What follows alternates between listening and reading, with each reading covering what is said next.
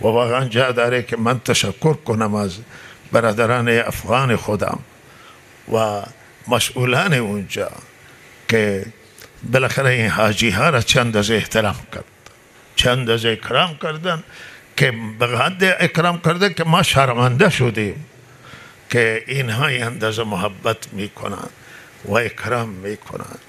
و به هر حال ما سعی کردیم که خود را مخفی نگه داریم که ولی به همین حال بعضی که پیدا کردند ما را بالاخره می آمدند و درخواست دعای او اظهار محبت. و واقعا یک چیزی که عجیبی که من دیدم اونجا و من تحت تاثیر قرار داد امنیتی که در اونجا است و فساد از اون ملک ریشه‌کن شده.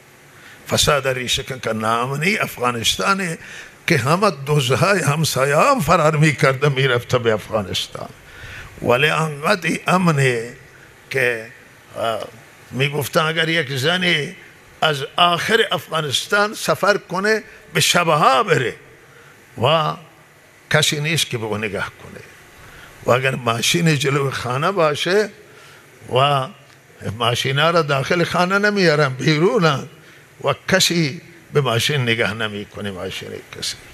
و امنیتی که ما هم دعا کردیم برای اون خدا این امنیت پایدار بکنه. امنیت چیزی که ابراهیم علیه السلام به برای مکه که دعا میکنه اولی دعاش رب اجعل هذا البلد آمنا، این بلد امن فرما.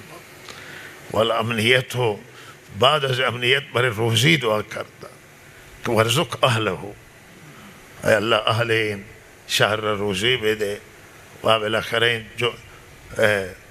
سفری کردیم و به هر حال امروز آمدیم و به نعمتهای الله تعالی را شکر گذاریم. و ما برای همه کشورها دعا میکنیم، برای همه مسلمانان تو این سفر دعا شده، برای همه کشورهای اسلامی، برای وطن عزیز دعای زیاد شده است.